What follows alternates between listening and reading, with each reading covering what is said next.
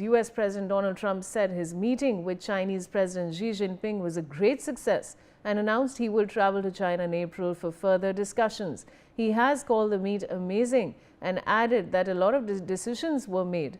He said that conclusions will be provided on very important things, but not everything could be discussed.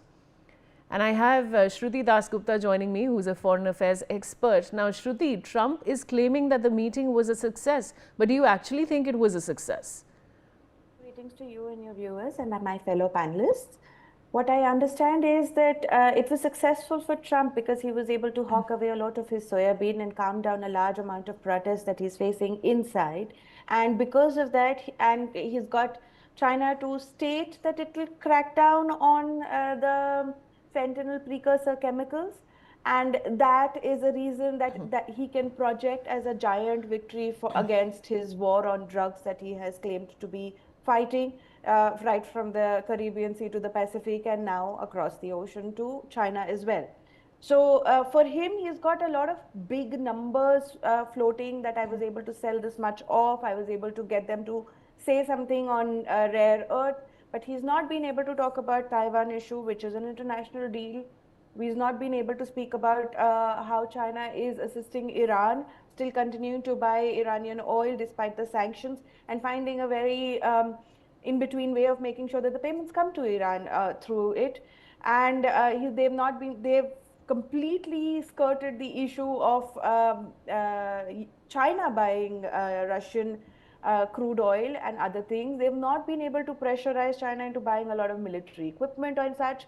Any sanction that US tries to put against China ends up hurting US and its economy much more than it actually hurts China, because when they put that restriction on NVIDIA, the NVIDIA CEO went on social media claiming that they wiped out almost 90% of their market. So the company is suffering. Any amount of sanctions and tariffs that he puts on any nation ends up hurting the US consumers, US economy.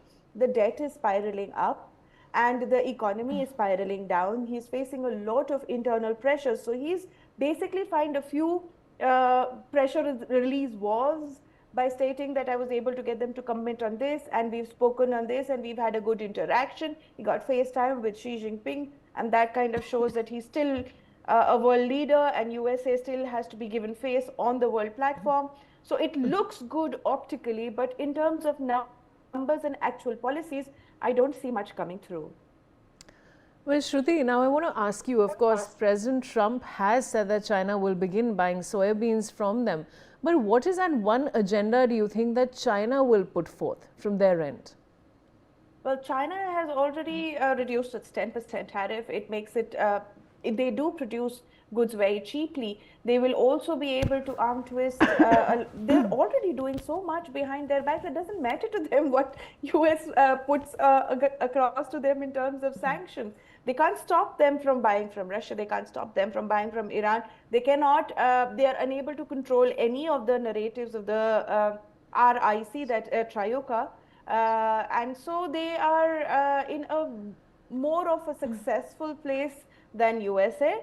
They had initially USA had said that no Chinese students, no this, no that, but then they all of that kind of rolled back. So any kind of posturing that US ends up doing against China, China has a very big bite that it takes out of US economy, and so they end up kind of rolling it all back because the pressures from its various industrial lobbies becomes too much for the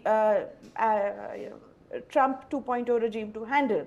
So what China gets out of it is more leeway to continue doing what it's doing without actual US interference. They need soybean. They are a large, it's a big country, but most of it is arid. So not all of it is agriculturable land. So they buy a lot of agriculture products from many nations. India exports rice to China and they buy soybean. It's a major part of their food diet. So it doesn't matter to them whether they buy it from USA or anybody else, as long as they're able to get down the sanctions even a little bit more, it is all right with them. They can work around their other parts and ensure they have underhand deals with the other nations to ensure that their economy continues to stay on the even keel.